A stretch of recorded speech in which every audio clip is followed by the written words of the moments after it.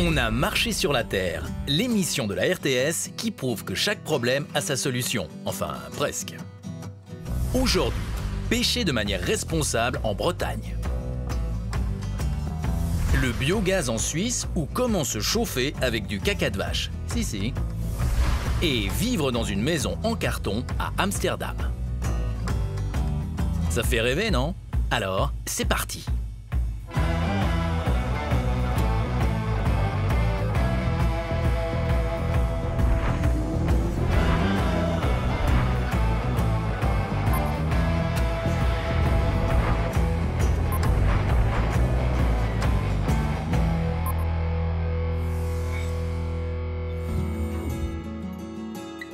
Megan, Benjamin et Carolina sont jeunes, romans et créateurs de contenu pour Internet. YouTube, Instagram, TikTok, leurs vidéos rencontrent un beau succès sur les réseaux sociaux. Ils ont accepté le défi que nous leur avons lancé, réaliser une vidéo sur un projet environnemental dont ils ignorent tout à ce jour. Chiche, ça va pas être tout simple. Ils vont vous montrer que partout, en Suisse et en Europe, des femmes et des hommes changent de comportement pour sauver notre chère planète. Allez, présentation rapide de nos trois aventuriers. Megan, alias World of Advice, 24 ans, étudiante en droit, plus de 80 000 abonnés YouTube et Instagram confondus. Source d'inspiration, ses études, ses voyages, son quotidien et bien plus encore. Carolina, 23 ans, plus connue sous le nom de la Carologie, compte près de 300 000 abonnés YouTube et Instagram. Coup de gueule, passion, réflexion, ses vidéos sont comme elle, sans chichi et pleines de vie. Benjamin Friand, 30 ans, c'est le sportif de la bande. Avec près de 350 000 abonnés YouTube, Instagram et TikTok, il nous donne d'incomparables frissons. C'est fou tout ce qu'on peut faire avec une trottinette. Mais pour l'heure, Megan, Carolina et Benjamin découvrent leur destination. Et surtout, quel sujet va leur tomber dans les pattes? Le suspense est insoutenable. Où est-ce qu'on va cette fois? Moi, décidément, tu pars en Suisse. C'est On vrai? va pas me faire partir bien loin. Hein. Ce coup-ci, c'est moi qui pars en France. Pour parler d'une solution en matière d'énergie, le biogaz en circuit court. Ok. Et ça en Suisse? Pas mal. Ça va être intéressant. Moi, je pars en Hollande pour nous parler d'une piste de réflexion en matière d'habitation, la maison en carton. Trop stylé. Tellement cool. J'ai trop hâte, genre des gens qui habitent dans des petites boîtes, tu sais, j'ai trop hâte. Comme quand j'avais 3 ans et que j'ai découpé toutes. Je sais pas si vous habitez dans des boîtes. Je pense pas que ce soit le même Tu nous délire diras. quand même. Moi, je pars en France pour parler d'une solution en matière d'exploitation de la mer. Là, une pêche responsable de la Saint-Jacques. Tellement bien. Ça va être hyper intéressant. Ouais, et du coup, je pense qu'on part en... J'espère que t'as pas le mal de mer par Bretagne. contre. Parce que... Ouais, Non, en Bretagne en plus, si vous faites du bateau. Ça devrait aller. Ça devait être sympa. Devrait aller. Trop cool. Bon, bah génial. Bon, bah c'est parti. On est parti? Ouais. Alors en route. D'ici une semaine, ils doivent être de retour avec une vidéo prête à être diffusée. Elle sera ensuite commentée par un expert. Faut pas trop traîner. Allez, go! Et c'est parti pour Carolina, la première à se lancer dans son nouveau défi. D'ailleurs, ça commence plutôt bien. Elle a l'opportunité de tester l'unique modèle de voiture à hydrogène en Suisse. C'est la meuf qui lâche jamais sa caméra. Hop. Les bottines en caoutchouc. Est-ce que ça va rentrer, ça?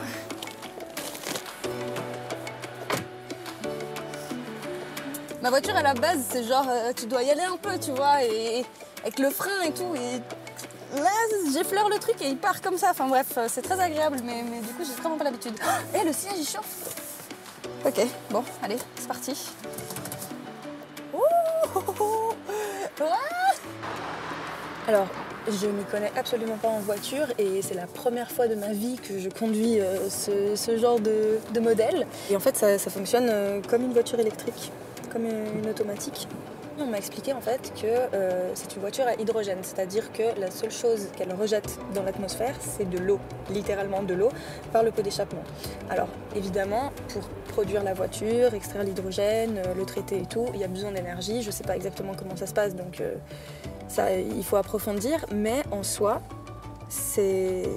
moi personnellement, je trouve que c'est assez révolutionnaire parce que j'avais jamais entendu parler d'un truc pareil, quoi, une voiture qui rejette que de l'eau.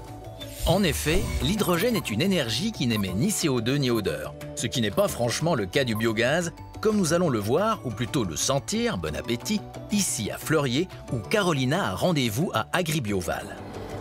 Du caca, plein de caca. Du caca, oui, mais pour la bonne cause, puisque nous sommes dans l'une des premières centrales de biogaz en Suisse. Et le patron, c'est lui. Bonjour. Enchantée, Carolina. Simon Schler. Je vais juste sortir ma caméra de temps en temps. Ouais. Derrière. Non, pas forcément.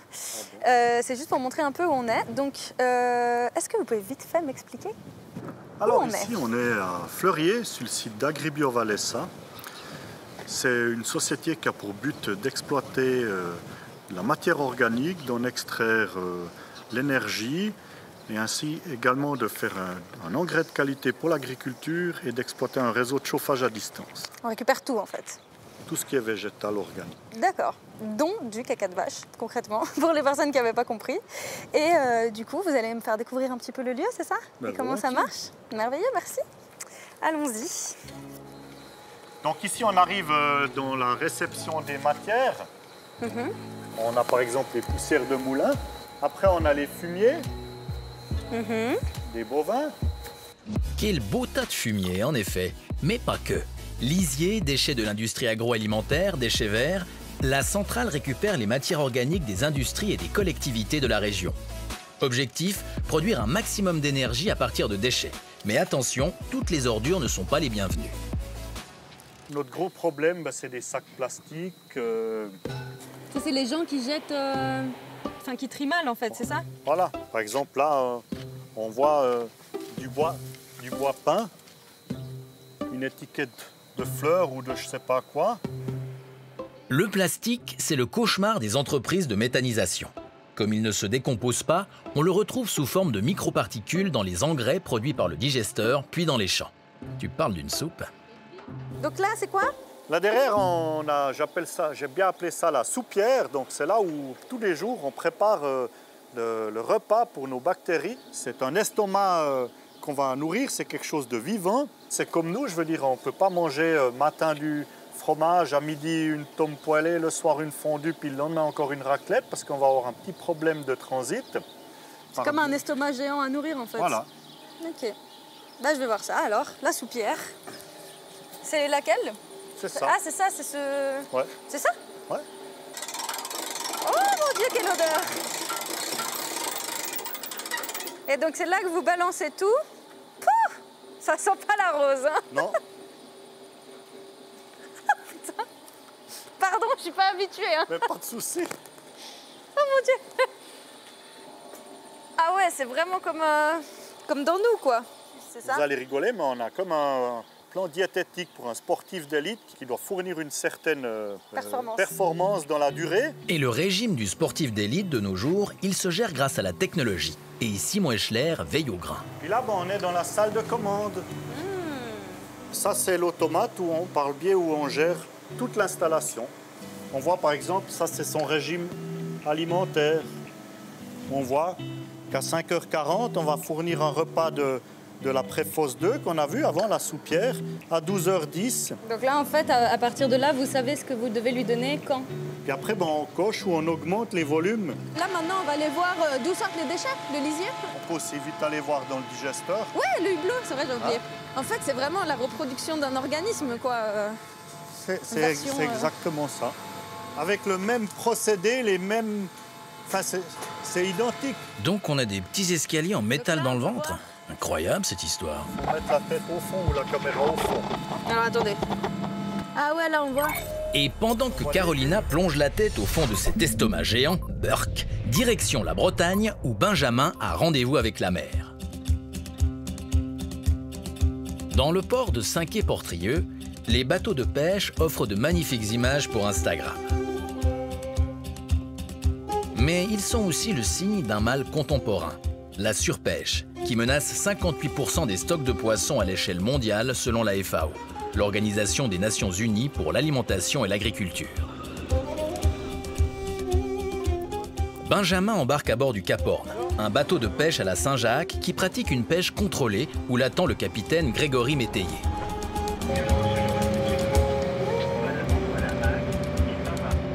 Et on va faire quoi alors sur ce rafio, mon capitaine? On va faire une marée de 45 minutes, qui va se dérouler en 3 traits de 10-12 minutes, de façon à respecter le temps qui nous est imposé de 45 minutes. Donc au mois d'octobre, on fait un début de saison un peu plus tard.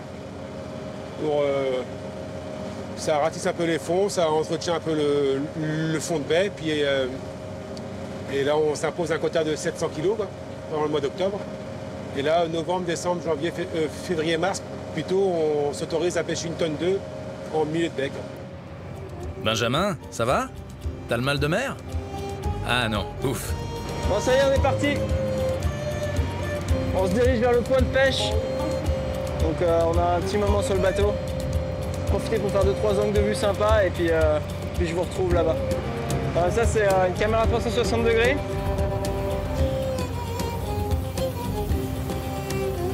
Ça permet de voir vraiment tout le bateau avec ça. Oui, ben pour les images fun et monstre cool, faut se dépêcher, Benjamin. Parce que quelque chose me dit que le beau temps va pas trop durer. Ça remue un peu. Eh oui. Ah, le temps n'est pas terrible. Il n'y a pas une grosse houle, mais c'est une mer qui est assez courte. Il y a 90 km/h de vent, donc ça souffle un petit peu là quand même. C'est des vents de terre. Bon, on peut essayer de la faire quand même, quoi. Grosse houle ou pas, ça rigole plus.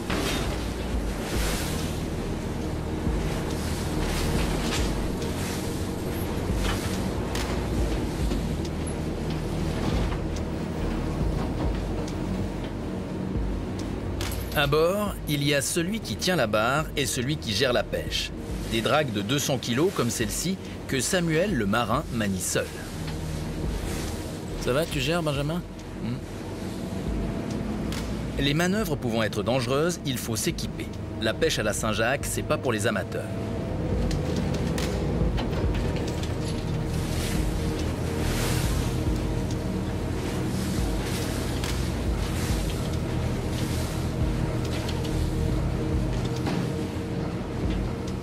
Avertissement.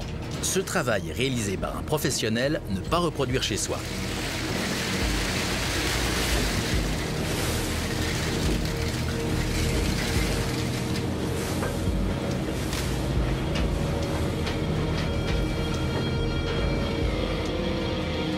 Et en plus de l'effort physique, il faut supporter la houle. Et ça, certains n'y sont pas habitués. Hein, Benjamin? Tu m'étonnes. La drague, c'est la technique traditionnelle de pêche à la Saint-Jacques. Les cages raclent le fond marin, oula, attention, et y délogent les mollusques enfouis dans le sable. Une technique contestée par les milieux de protection de la nature, mais pratiquée ici de manière strictement contrôlée.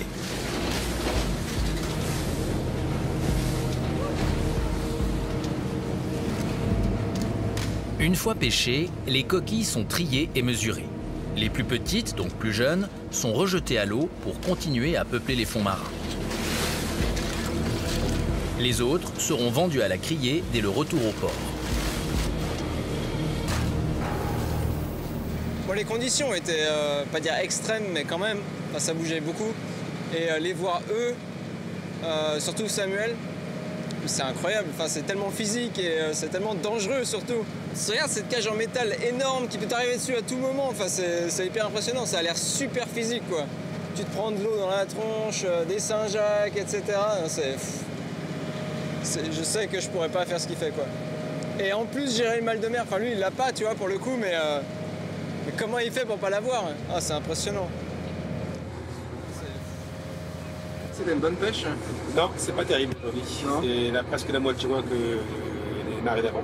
Et là, c'est assez contrôlé? Ici, nous, on s'impose des surveillances, on paye l'avion pour nous surveiller. D'accord. Donc on respecte bien parce qu'on n'a que 45 minutes de pêche. Ah oui, d'accord. On paye une licence pour pêcher par le pêcher les 45 minutes. Et puis, dans le prix de la licence, on paye un avion pour surveiller. Et puis, les Zodiacs des affaires maritimes qui viennent aussi pour contrôler. Il y a beaucoup de pêcheurs qui ne respectent pas du tout. Non, là franchement, tout le monde joue le jeu parce que c'est dommage si on commence à tout ravager et puis ouais, c'est sûr. Et pour les générations qui viennent ne plus rien avoir. Pour le long terme, c'est des choix qui doivent être faits. Quoi. Merci beaucoup. Quoi ? Retour au port en toute tranquillité. Ouf, on est sauvés. Pendant que Benjamin se remet de ses émotions, Samuel et Grégory déchargent les 600 kilos de Saint-Jacques du jour. retour sur la terre ferme. Expérience assez mouvementée et vraiment incroyable. Merci beaucoup. Hein. À la prochaine. À la prochaine. Bonne continuation. Okay, merci. Le lendemain, par contre, le sort s'acharne. Un ciel dense et une mer houleuse contrecarrent les plans de Benjamin. Décidément, si on devait compter sur lui pour avoir quelque chose dans son assiette... On a vraiment pas de bol avec le temps. Déjà hier avec le pêcheur, on a failli ne pas faire la pêche, mais au dernier moment on a quand même réussi à sortir, donc ça c'était bien. Mais aujourd'hui on était censé sortir avec un plongeur qui puisse nous montrer comment il récolte les Saint-Jacques à la main. Et en fait, aucune sortie possible pendant en tout cas une semaine à cause du temps horrible. Aujourd'hui on s'est un peu rabattu du coup sur la criée d'Erquy. C'est là où ils vendent les Saint-Jacques. J'ai jamais assisté à une criée, du coup ça va être très intéressant de voir comment ça se passe. On se retrouve à Erquy.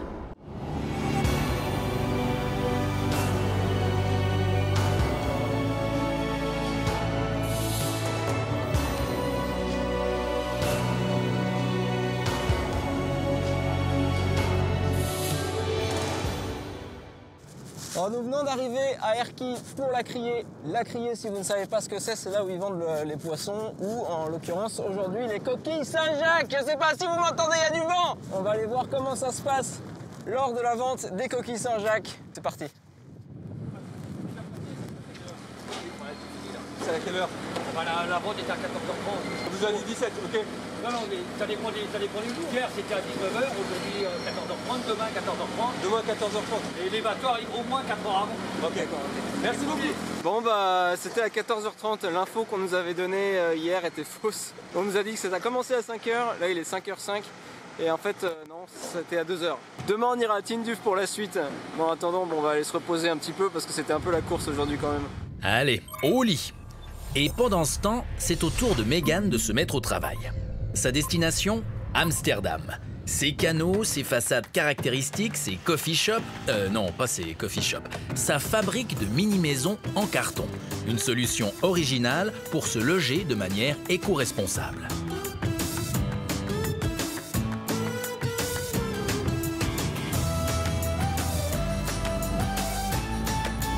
Mais tu vas où exactement là, Megan? Hein? Megan? Megan? Alors là, on est à l'entreprise Wickel. Donc c'est l'entreprise qui fabrique les maisons en carton. Et donc on va rencontrer en fait le directeur de l'entreprise. Donc c'est parti, je vous emmène avec moi, on va aller découvrir un peu tout ça. Hello, mister. Hey. Hello. Hey. Nice to meet you. Nice to meet you. I'm Megan. Okay, so I will just introduce you for my video. Yeah. Can you repeat me your name? But Oep. Because I don't want to say wrong. Oep. Schilling. Schilling. Ok, à présent, je suis avec Oep Schilling, qui est le directeur de l'entreprise Wickel, là où sont fabriquées les maisons en carton. On va aller visiter toute l'entreprise avec lui aujourd'hui. So, I follow you now. Okay, let's go to the factory. Alors, let's go. I have you here. Yeah. Okay, perfect, like that too. Okay, so now we go into The factory. The factory, so Yeah. I follow this you. This is where we make the houses. Okay. This is the logo, Wickel. Okay, house. so I will show us. Oh yeah, you with the logo, nice. Entree. Merci beaucoup. La Wickel House, maison enveloppée en hollandais, c'est un peu un logement en kit. On choisit le nombre de modules qu'on veut et on assemble. Fastoche, non? We make segments. A house can contain of 4 segments, a small house, or 10 segments, a big house. So our product is in a way the segment, because the segments are all the same. You connect them like a tunnel. Like a puzzle. And you get like a puzzle. I like a puzzle. Very simple puzzle. It's not very complicated simple. because all the pieces are the same. In a puzzle you have like different types. Yeah, okay, But this is like a puzzle. Yeah, like a Lego. Like a Lego. Une maison en Lego, mais en bois, pas en plastique. Oui, c'est à peu près ça. Un vrai jeu d'enfant. Donc il faut savoir qu'en fait, ce sont des assemblages. Les structures sont toujours les mêmes. On va répéter en fait la même chose. C'est juste qu'en fonction du nombre de pièces que vous voulez, on va ajuster. Vous pouvez commencer à partir de 3 pièces et ça peut aller, je crois que la dernière qu'il a vendue, elle faisait 12 pièces. Donc vous pouvez vraiment assembler, c'est vraiment comme un Lego où vous assemblez vos petits bouts en fonction de la longueur que vous voulez.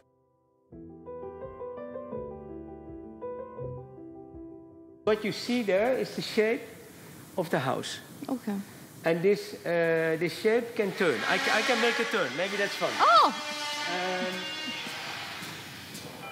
So the shape pulls the cardboard around the shape. And we do this for 2 times 12 layers. So in total 24 layers. It takes about 2 hours. Pour isoler votre maison, il vous faut du carton et du carton. Mais pas que. Une grosse machine aussi, parce que ça se fait pas tout seul et ça prend du temps. Ah oui, et il vous faut aussi de la colle. Beaucoup de colle. Dis donc, elle est bio cette colle? Et pour le moment, la colle qu'ils utilisent, c'est une colle synthétique, mais ils vont bientôt passer à une colle faite avec des pommes de terre, some potatoes. Oui, oui. Et du coup, pas pour faire des frites, du coup, mais plutôt not for fries. Mais du coup, qui sera aussi résistante et puis qui sera du coup plus biologique, donc ce qui sera vraiment intéressant d'utiliser pour après.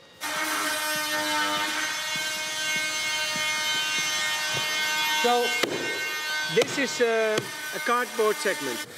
It's made like this. But now, if we want a window, we take like a saw and we do like, and there's a hole in it, and then this comes out.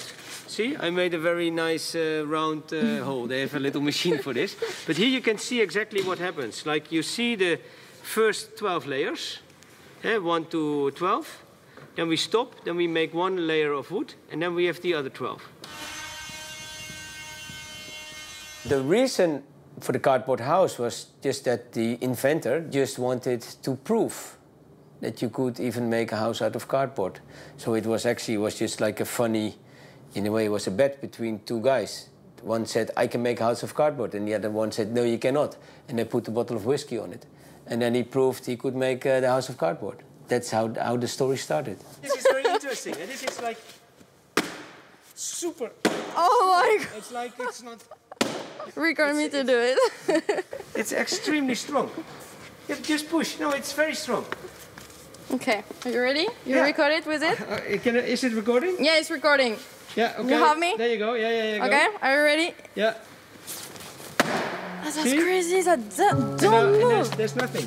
L'isolation au carton, c'est écologique, hyper résistant, mais pas très rentable. Upshilling offre d'ailleurs une alternative, de la laine de bois bien plus rapide à installer. So it looks a bit like wool, but it's a wool made of flax.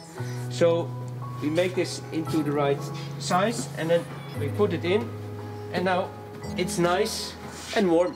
Donc son intérêt aussi, c'est de pouvoir construire des maisons plus facilement, parce que là, de faire les 12 couches en carton et de les faire plusieurs fois, ça lui prend 2 heures.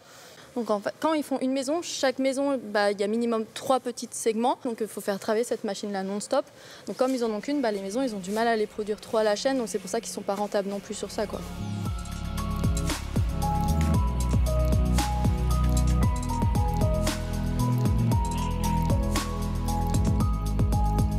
Donc vous voyez en fait les couches de carton, elles se cachent dans cette partie du mur.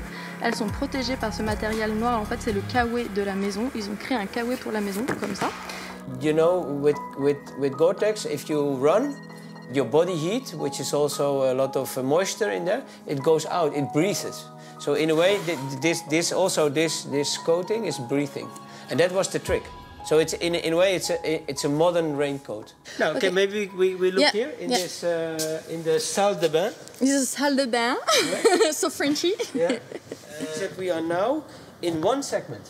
See this? So we when we designed this the toilet, the boiler, also the electricity, and also the water supply. We said also the heating. It all has to be in 1 element. It has to be simple. So when you come on site, if you deliver the house, if you put this, that's it. So we connect this to the sewer, to the water, to the electricity. So everything had to be in 1 segment. And all the guys in my workshop said, we cannot do this, it's too tiny, we have too many problems. And I said, no, I want it in 1 part. And they succeeded. And you did it. and no, they did it. I only said, I want it. They did it. But you have it now. À ce jour, Upshilling a vendu plus de 60 maisons en carton. Une Vickel House coûte entre 30 000 et 100 000 euros en fonction du nombre de modules choisis. Il n'y a plus qu'à vider son 2e pilier et puis c'est réglé. Hein? Most of the houses are recreational. I think about 80%. Then there's about 10% of the houses people live in it. And another 10% is like multi-purpose. So you could have it as a holiday house, you could have it as a house to live in, even with a child. Like if you have to like each other then, eh? But you could very clearly live on yourself. Okay. Et tandis qu'on laisse Megan partir à la rencontre des habitants d'une Vikel House, nous voilà de retour à Fleurier où Carolina remonte la filière du biogaz et découvre l'origine de cette précieuse énergie, même si elle sent le caca. Et puis, on va pas en faire tout un foin non plus, hein madame? C'est du caca utile et c'est grâce à vous. Merci.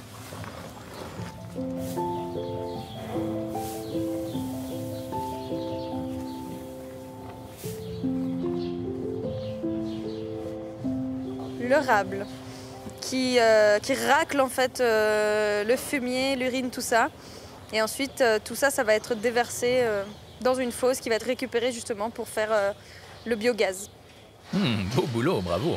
En effet, les vaches produisent 86% de la matière organique méthanisée par AgroBioval. Une opération gagnant-gagnant puisqu'on produit de l'énergie tout en réduisant les gaz à effet de serre dus à l'élevage. Donc ça, c'est ce qui sort de la soupière. Les bulles, c'est le gaz qui sort à travers la matière et puis quand la bulle elle explose, ben, le gaz il est libre dans la partie supérieure. Après, vous imaginez qu'il y a à peu près 5,50 m de liquide et puis ces 50 cm ici, c'est le gaz, il est plus léger, il sort à travers la matière, il fait des petites bulles. Puis après, il va se transférer par le biais de cette conduite et il va aller se stocker dans la bulle ici en haut. Et ce gaz, c'est un stock d'énergie pour produire de l'électricité et de la chaleur. Mais comment ça marche tout ce commerce? Grâce aux bactéries, la matière organique introduite dans le digesteur est transformée en méthane, le biogaz. Une installation de couplage chaleur-force permet ensuite de valoriser ce méthane soit en électricité, soit en chauffage domestique. Derrière vous, on a le départ du réseau de chauffage à distance où on va alimenter en chaleur à peu près 140 ménages à l'entrée du village de Fleurier. Ça part d'ici et ça va directement dans les appartements ou les maisons.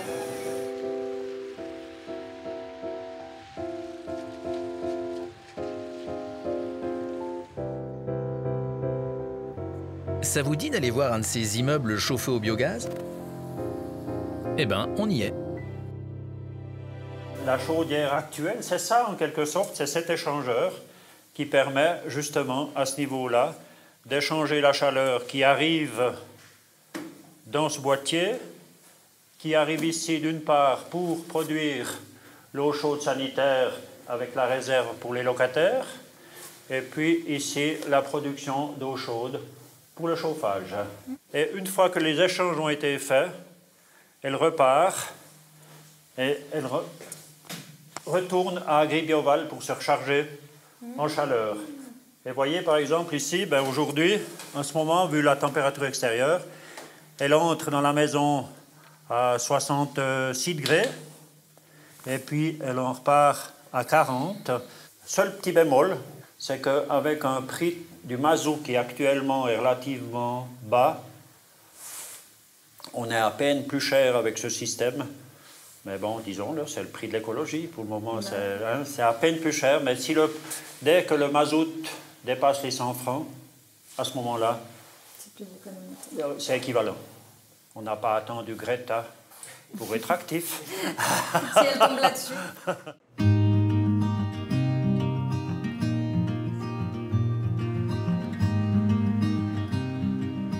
Une usine de biogaz permet donc de produire de l'électricité, du chauffage et de l'engrais pour l'agriculture. Tout retourne à la terre. Mais sans odeur de lisier et sans émission de gaz à effet de serre, puisque le méthane a été retiré dans le processus. Et ça fait du bien à la planète. Vive le caca! Donc là, le tracteur a extrait la matière traitée sans les agents pathogènes et sans le méthane. C'est ça? Je crois c'est la déméthanisation. C'est ça? Du coup, oui, c'était ça. C'est simple. Allez, je refais. Et oui, c'est bien ça, Carolina, tu as tout compris. Ne reste plus qu'à monter ce sujet de manière ingénieuse pour le rendre compréhensible à tes followers et à ta communauté. On compte sur toi. Et nous quittons Fleurier pour Brest, retrouver Benjamin.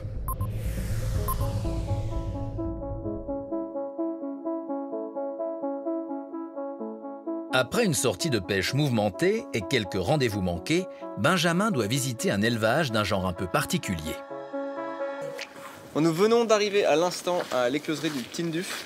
Donc on va aller voir tout de suite le responsable qui puisse nous expliquer un petit peu comment il dresse les Saint-Jacques. Attends, je vais juste la refaire. On vient d'arriver à l'instant à l'écloserie du Tinduf. On est sur le point d'aller voir le responsable pour qu'il puisse nous expliquer un petit peu comment ça fonctionne. Bonjour. Bonjour, bienvenue à l'écloserie du Tinduf. Enchanté Benjamin, merci. On va rentrer, je vais vous présenter tout ce qu'on fait. L'écloserie, c'est une sorte de maternité pour les Saint-Jacques où on pratique la procréation assistée. Depuis 35 ans, cette coopérative assure le renouvellement du stock de pêche en produisant du naissain, des juvéniles de Saint-Jacques qui seront ensuite semés en mer. On va essayer d'en prendre une pour voir si elle veut bien se montrer. Celle-là est en train de s'ouvrir aussi. C'est plus lourd plein quand même. Ah. On ne joue pas avec la nourriture, Benjamin. Au fait, comment ça s'élève la Saint-Jacques? Tout d'abord, une bonne Saint-Jacques, c'est une Saint-Jacques bien nourrie. Et ça commence ici. Si vous venez d'arriver dans la salle de production de phytoplancton, donc c'est la nourriture des coquilles Saint-Jacques, en fait, c'est ici qu'on va produire les différents stades de phytoplancton. D'accord, il y a une salle de chimie à l'école. Il n'y a pas de chimie, c'est que de l'eau de mer naturelle et des algues naturelles. Ce qui est impressionnant, c'est tous ces ballons et puis ces couleurs, mais on va le voir, c'est des espèces d'algues différentes. D'accord. Et en fait, les cellules d'algues, c'est des petites cellules unicellulaires qui se divisent, qui se multiplient. Et plus elles se multiplient, plus la concentration, donc plus la couleur augmente en fait. D'accord. Et l'importance, on disait, de ces différentes algues, c'est qu'elles ont des qualités nutritionnelles différentes. Et un peu, on dit souvent en France pour les enfants manger équilibré 5 fruits et légumes frais. Et ben nous c'est un peu pareil ici, on va manger, les larves vont manger 5 espèces différentes. Une nutrition saine et équilibrée, c'est aussi important pour les Saint-Jacques. Tout à fait. Bah, pour tous les animaux en règle générale. Oui. Mais, Dans ces cuves, il y a de quoi nourrir toute la colonie. Mais la nutrition des Saint-Jacques, c'est toute une science.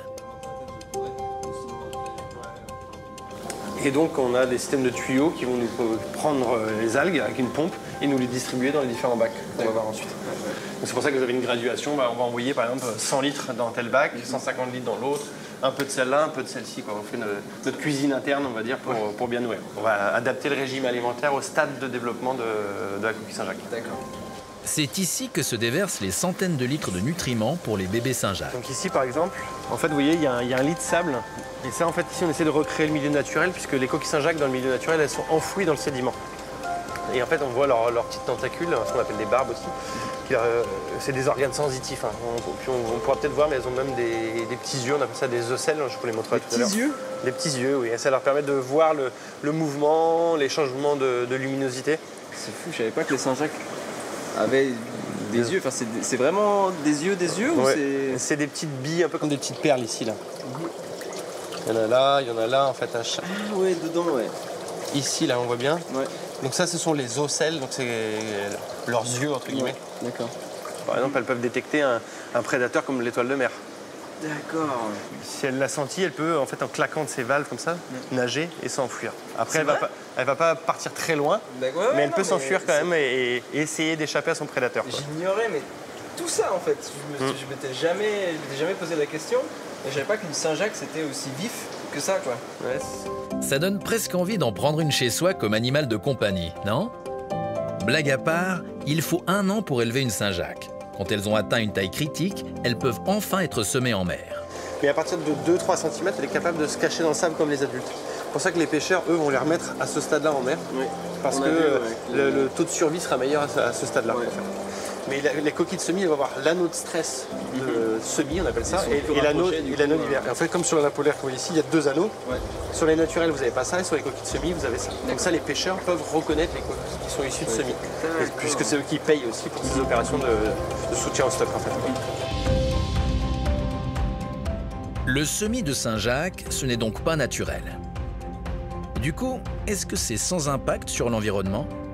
Les closeries, ça fait plus de 35 ans que ça existe, et les semis en rade de Brest et dans d'autres gisements aussi. Et s'il y avait dû avoir un impact environnemental, il aurait été marqué déjà.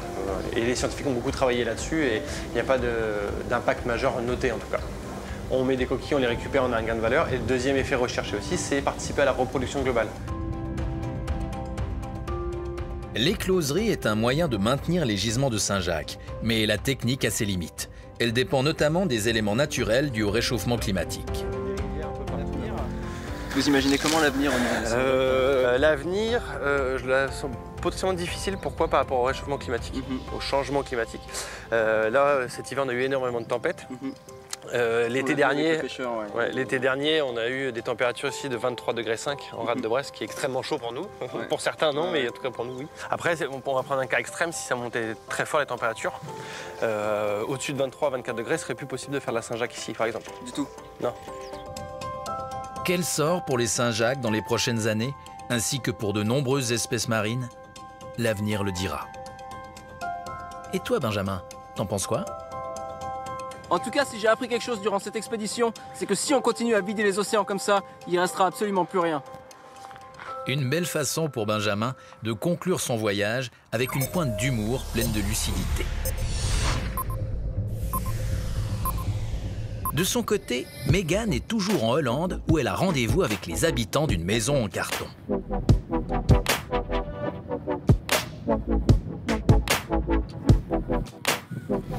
Ok, nous venons tout juste d'arriver du coup à la Wickle House qui a été construite, où les gens sont déjà dedans, ils vivent dedans, ils l'ont aménagée depuis quelques temps maintenant.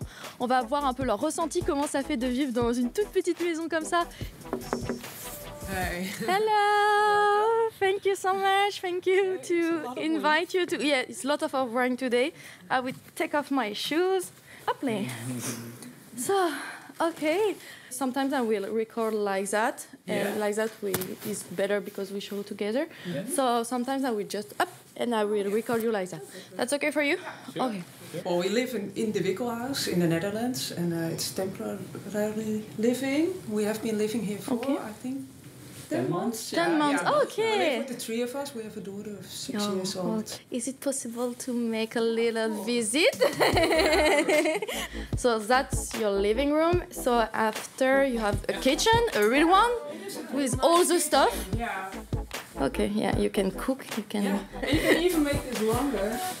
So you have like more space. It's okay. Really nice cooking. So, and after, it is your bedroom. Yeah. Okay. We sleep, and also I go. You have your daughter with you. Yeah. And you have a bathroom. So that's this one. Okay. Oh, yeah. Our toilet. Okay. And further on, the shower. And the bathroom. Okay. There's the shower, so.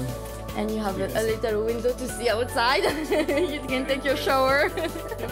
And what is your feeling now, 10 months after living here? I could live here for longer. I actually feel a bit sorry that we miss spring. And also we were talking about our stuff. We have a lot of stuff in the Opslag needed anymore because this is enough. Yeah. So I think that has changed. That changed your way of life to think. That's cool. Yeah, and we feel totally free here. So we're happy with this. I would definitely do it again. And it's expensive to take care of this house. Well, it has this raincoat. Yeah. So you have to replace it within 15 years or so. Yeah, but this is the only thing. Okay. Yeah.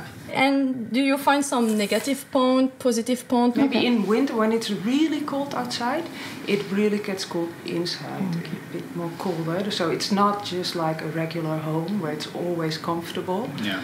But at the same time, you're so connected with this view and with nature and all the animals. It makes us feel pretty relaxed. And what is the reaction about your friends, your family, when you say we will live in a tiny house, in a Wickle house? What's remarkable, they all like the design of it. The first reaction is always like, are you really going to live in a cardboard house? Is that even possible? And then we say, yeah. And it's pretty comfortable as well. So when they see it, they realize it. Yeah, I love it. I love the design. I love the feeling of the industry, the philosophy. And I think it's the future to have this kind of house, more ecological, more responsible, and more interesting for the planet. Alors Megan, tu vides tes armoires et tu emménages dans une tiny house? Avec une vue pareille, on se laisserait tous tenter. Voilà, c'est la fin du voyage pour Megan.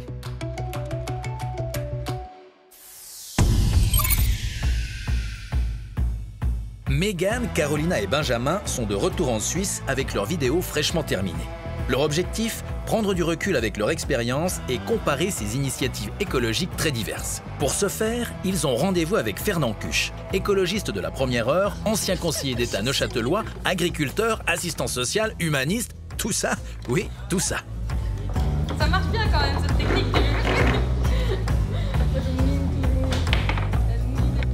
Ah, on a du monde qui arrive. Bonjour. C'est vous. Je crois qu'on va visionner ensemble. Les vidéos. Les vidéos, oui, avec plaisir, avec plaisir. Enchanté. Bonjour. On est parti. Je joue pas avec vous, je suis mauvais. Oui, nous aussi, donc ça va. Et voici le moment tant attendu où nous allons enfin découvrir leur travail. Alors, aujourd'hui, on va voir ma vidéo à propos du biogaz. Moi, j'y connaissais absolument rien. Pour ce faire, on est parti dans la commune de Val-de-Travers, plus précisément à Fleurier, pour rencontrer Simon Eschler, qui est le directeur de l'entreprise AgriBioval et qui m'a fait découvrir justement tout le processus de méthanisation. Et donc là, on va voir un petit extrait de ma vidéo, si vous voulez bien. Volontiers. Donc ici, on est devant la soupière dans laquelle on va voir comment les différents déchets organiques, les déchets verts, etc. sont dosés puis mélangés là-dedans pour être, dans un premier temps, comme mastiqués en fait, à l'image du corps humain, pour ensuite être transférés ici, dans cette immense cuve qui est vraiment le digesteur, donc l'estomac géant de la machine, dans lequel vraiment le processus va commencer de méthanisation et à l'issue duquel on va pouvoir récupérer de la matière organique qui aura été traitée, dépathogénisée, purifiée, qui va être utilisée comme un engrais, mais aussi le méthane qui va être utilisé pour produire de l'électricité et de la chaleur. Et ensuite, on recommence le processus. Une fois qu'on a retiré ce qu'il y avait dans le digesteur, on va remettre au fur et à mesure de la matière pour avoir un niveau constant en fait de digestion. Enfin, je sais pas si c'est clair, mais voilà, t'as compris quoi. Ce qui est intéressant dans la démarche, c'est que c'est une énergie décentralisée.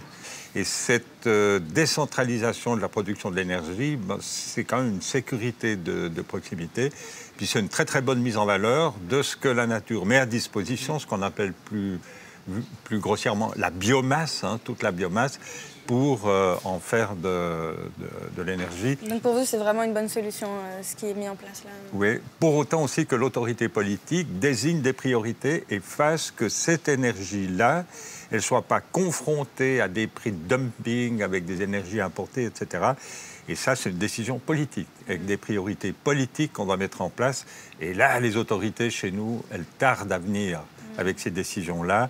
Mais quand on a des acteurs de terrain comme ça qui ont pris le risque d'investir, il faut les inscrire dans la durabilité qui devrait figurer dans la Constitution dès demain.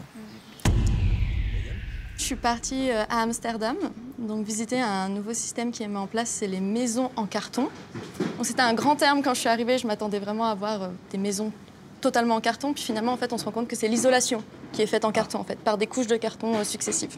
Donc c'est ce que je vais vous montrer dans ma vidéo, ce que je suis allée voir sur place. We have a lot of stuff in the opslag. Yeah, in the storage. In the storage. Yeah. And we feel like, oh no, I get a headache from even thinking of all this stuff. It comes back. Yeah, we don't need it anymore. Well, yeah, we're happy with this. I would definitely do it again. Yeah. Yeah. Because the first reaction is always like, are you really going to live in a cardboard house? Is that even possible? And then we say, yeah. And it's pretty comfortable as well. On ressort tout juste de la visite de la petite maison, c'était juste incroyable. Et en fait, ce qui m'a le plus marqué dans tout ça, c'est de voir en fait comment le fait de vivre dans une petite maison comme ça a changé un peu la philosophie de vie de ces gens en fait. Et c'est vraiment ça finalement qui m'a le plus marqué dans ce reportage, c'est de voir qu'en fait, vivre dans ce genre de maison écologique en carton, qui ont un but totalement différent et une philosophie innovante et qui est vraiment bon pour la planète, ça peut transformer aussi les gens qui habitent dedans en fait, qui habitent dans cette maison. Donc eux, ça faisait 10 mois qu'ils étaient dedans. Là, ils sont en train de faire construire une nouvelle maison justement parce que ils ont besoin d'un peu d'espace quand même, puis d'un peu d'intimité parce que dormir avec leur fille, c'est pas toujours évident. Mais vraiment, ce que j'ai ressenti dans cette vidéo et ce que j'ai vraiment apprécié, c'est le fait de me rendre compte qu'ils ont changé leur mode de vie, ils ont changé leurs habitudes. J'ai deux remarques à faire. La première, c'est que Ce couple, il fait une prise de conscience qu'il peut vivre avec moins.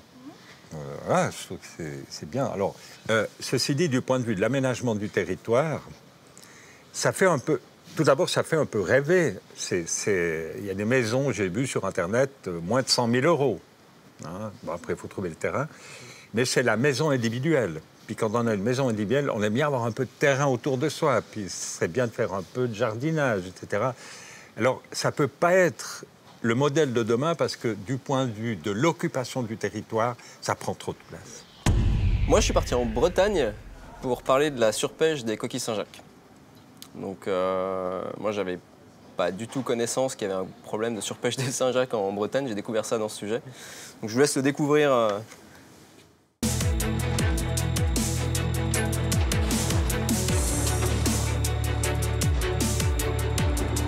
Les structures en métal qu'on voit là, c'est ce qui va racler le fond. Ouais. C'est des gros radeaux. J'ai vu qu'il y avait des gros trous comme ça. En fait, c'est pour faire la sélection, c'est ça? Voilà. D'accord. Hop là.